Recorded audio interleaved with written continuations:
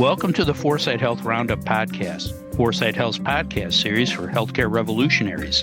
Outcomes matter, customers count, and value rules. Hello again, everyone. This is Dave Burda, news editor at 4sight Health. It is Thursday, November 30th. If today is the 30th, that makes tomorrow December 1st. Where does the time go? 2 more weeks, and then we go into holiday hibernation until mid-January. Speaking of hibernation, we're going to talk about value-based payment models on today's show. And there's your transition. To tell us how we can snap out of value-based care hibernation are Dave Johnson, founder and CEO of 4sight Health, and Julie Murchison, partner at Transformation Capital. Hi, Dave. Hi, Julie. How are you guys doing this morning? Dave? You know, Dave, it's getting dark at 4:30 every afternoon now. More than the upcoming holidays. That's what makes me want to go into hibernation, get fat like the squirrels, go to bed, and wake up next spring raring to go. Nature. Thanks, Dave. Julie, how are you? You know, I just spent a week in my home state in Florida with my mom and family. And I will say, I've never really understood Florida as much as I did this last week. Warm, sunny, November. It was lovely. Now, before we talk about value-based payment, let's talk about your hibernation plans. Dave, you brought them up. When does your system start shutting down for the long holiday season? Well, I wrote my last book, The Customer Revolution in Healthcare, during 2018. And by mid-October of that year, I had only 100 pages completed of what became a 300-page book and a submission deadline to McGraw-Hill in mid-January. So I shut down travel, got up at 5 a.m. every day and wrote my ass off. How's that for a metaphor on writing? Anyway, I met the deadline, and the only days I took off were Thanksgiving and Christmas. I mention that because Paul Kusserow and I are now working to finish our manuscript on the Megatrends book we're co-authoring, and we're trying to get that done roughly the same time period, early January. So we're over halfway done, but I only got a month to go, or a little over a month to go. So I'm anticipating another forced march through the holidays, although hopefully not as bad as last time. Deadlines trump hibernation, that's for sure. Julie, how about you? When does your travel stop and leisure begin? Well, travel officially stops next week, which is great. And my kids are off school, roughly December 15th. So that begins the work while they sleep plan, and then take a few hours to hang out with them in the afternoon. So that's kind of semi-hibernation, right? I totally get that. I've been taking kids back and forth from college over the holidays for it seems like forever. Same this year. I'll get a little break in between Christmas and New Year's, but that's about it.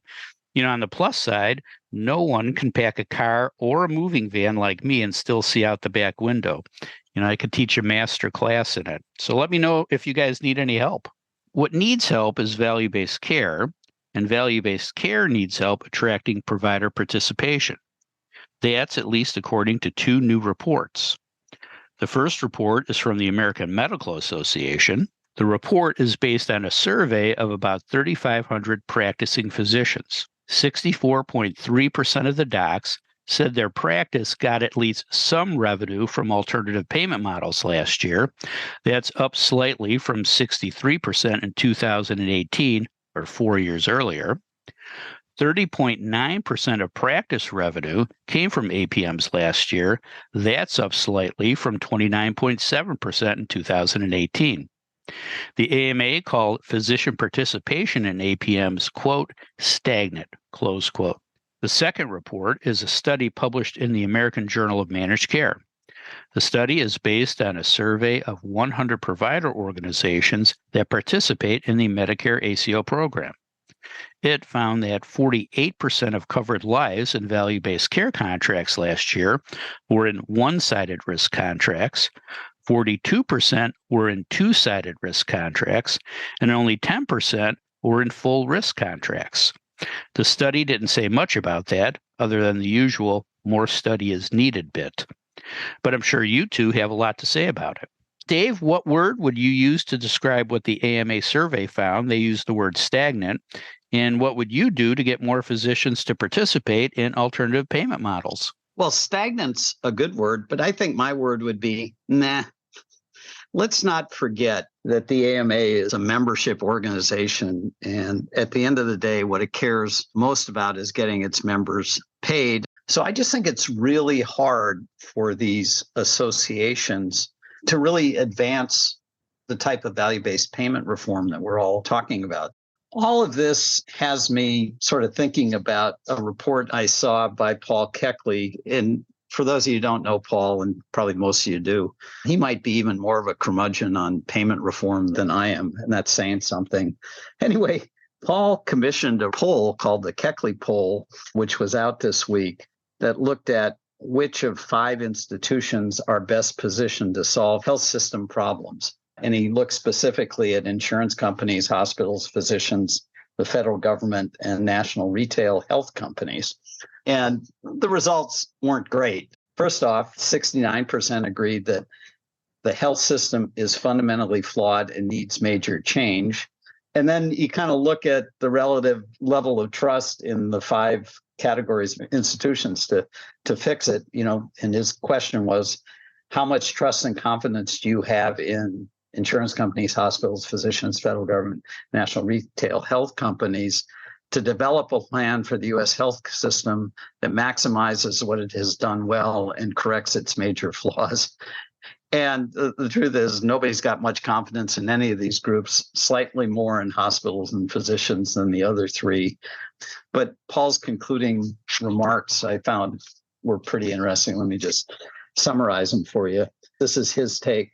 These data confirm a public view that the status quo healthcare is unsatisfactory to the vast majority of Americans. While each of the 5 institutions asserts its unique role and value proposition in the scheme of U.S. healthcare, none stands out for its differential commitment to the greater good. Lacking fresh solutions, new voices, and honest insight, the health system's problems will get worse and the system will devolve into 2 tiers. A private system of a la carte programs and services accessible to those who can afford them, and a large public system for the rest. This polling suggests it's time for the industry to consider the public we serve instead of ourselves. Some do it better than others today, but lacking a systematic strategy engaging all sectors to address the health and well-being of the entire population affordably, incrementalism will continue, sectarianism will prevail, and the system effectiveness will erode. Well, how's that for a good New Year's wish? Paul's hitting the nail on the head. Now, interestingly, one group he didn't look at was, he did look at the federal government, but he didn't look at the state governments. And that's where I've been putting much of my confidence, to the extent I have it, in pro-market, pro-consumer reforms. I can imagine a few of the states really stepping out under the pressure of, finances that are gone awry and healthcare that is not delivering for the people in their state, really pushing fundamental reform. Got it. Bet on the states. Thanks, Dave. Julie, any questions for Dave? Dave, my question for you is really around whether what we're trying to do in value-based care is focused on the right thing today. We've been talking financial models out of CMS, bundles, a lot of specialty-focused activity. But from reading this report, I read something that for each care delivery model, doctors and practices with primary care physicians were more likely to indicate that their practice belonged to an ACO or medical home than those in a practice without primary care physicians, and between a 12 and 22 percentage point difference in 2022. What's happening? Are we trying to take risk too much end to end? Do we need the primary care function to actually deliver on the specialty financial models? Like, where are we in what we're trying to really achieve? Primary care properly, structured and administered is really in the business of competing on health. So prevention, health promotion, early identification of chronic conditions, integrating behavioral health into physical health, all those very good things. And it's just more likely to happen in a group practice if they've got some primary care physicians, hopefully being more than just pure referral machines and trying to advance the overall health and well-being of the population of patients they see. My guess, Julie, and it is a guess, is that's what's manifesting the difference that you're seeing, this non-trivial difference in between practices that have primary care as part of it and practices that don't. At least I hope that's the reason. It's like having a good utility infielder on your team. Exactly. Right? Exactly. Fewer errors. Thanks, Dave. Julie, let me ask you about the second report. First, does the poor showing of full risk contracts surprise you? And second, what can the market do innovation-wise to get more providers interested in full risk contracts? Full risk is hard. And we know that there are models in this country that have been able to make full risk work, and they are largely the best of the best, have been highly integrated. So we're still far from that in many places. I mean, why does Horizon even exist as an option at this point? But when I just take a step back and look at what we're seeing, provider enablement has a lot to do with any kind of risk that's being taken. Smaller states like Rhode Island are pulling out all the stops. Martha Wofford, CEO of Blue Cross Blue Shield of Rhode Island, seems to be making this her hill to die on. And she's actually really making waves in that state. Blue Cross Blue Shield of Michigan has done a lot of work to enable their provider network as well. And I'm not sure that the value-based activities among larger plans and states stand out quite as much. And there's certainly the larger, in many cases, the harder it is to move to full risk, I think. And I've recently talked about systems like TriHealth and other pay providers that are significantly reshaping their business models. And I think those models will be better positioned to take full risk in the long term. When you look at the AMA report talking about how physician-owned private practices were substantially less likely than hospital-owned practices to be part of ACOs, and this all makes sense too, right? It comes back to enablement. So where health systems can use their financial maturity and work well with their medical groups, it works. Everyone else, frankly, Aledade should work with. And Dave, I know you love Aledade. On your second question about market innovations, market innovations work where the problem is ripe to be solved. And we do see some innovations in really helping to move the ball forward in places where factors are ripening. Companies like Stellar that we're invested in that helps health plans enable patient-specific actions that close care gaps. And they reward not just doctors, but everyone in a physician's office. We all know that value-based care models will be less mature without systems that support this kind of action.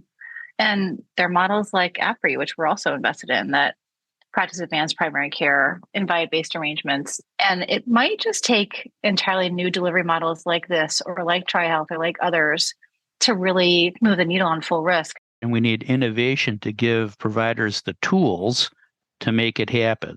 That's great, Julie. Thank you. Dave, any questions for Julie? In the limitations section of the AJMC study, they noted that only 21% of the contacted ACOs responded to the survey.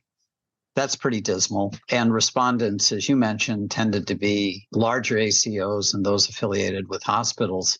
To what extent do the anemic response rate and the skewed respondent composition compromise the survey's findings? I guess big picture, what I'm trying to figure out, are participation rates in value-based contracting even worse than those revealed in the survey? And if so, where are we on the road to value-based care? Are we in a ditch? I do think we might have driven off the road a little bit. I'll give you that. Yeah, first of all, the response rates for so many things these days are terrible, but that was terrible. But let me just, give perspective. I recently heard the CFO, Rick McWhorter of Texas Health Resources, talk about their value-based relationship with their medical group, specifically around Medicare Advantage. And on the positive side, they work really well in tandem. I think Rick is kind of writing the playbook on how to make this work and how their medical group can deliver and realize value for the broader system and not just be managed as a medical group to that contract. I mean, he and the head of the medical group are really thoughtful on this. But on the flip side, they talked about how hard it is and how financially questionable MA is for them in the long term as a system. That's not good. So I'm not saying that they have it perfected and they've figured it all out to optimize what they're doing in MA, but it's a little bit concerning when you hear the positive and the negative in a way that makes them question whether it's going to last. But even scarier than that, talking to CFOs lately, a lot of them are trying to actually figure out the basics of value-based care. And these are health system CFOs, right? So when you have CFOs asking for better information on, well, really, what is value-based care and really, how does it work? That's, in some ways I get excited about that. And in other ways I think to myself, good God, is that where we are? So yeah, maybe we're trying to get out of the ditch right now. I'm not sure. Yeah. Yeah, a lot of people are still square one. But it is interesting. I think everyone else's business sinks or swims based on how well they serve customers, except healthcare. And it's time to change that. So thanks, Julie, and thanks, Dave. Great discussion. Now let's talk about other big news. Julie, anything else happened that we should know about? Well, I saw that the FTC is meddling in John Muir's ability to acquire the rest of a tenant hospital that they are partial owners of. So partial acquisition, and FTC is blocking it. And at the same time, I also read that Novant is reportedly buying 3 tenant hospitals. So tenant is on a selling spree, and the FTC seems to be on it. Yeah, they're following the trail. Dave, what other news should we take note of? I had a conversation this week with the staff at CMMI regarding the AHEAD program. And I came away from it actually pretty pumped. They're in the pre-implementation period. So the first batch of applications are due in March.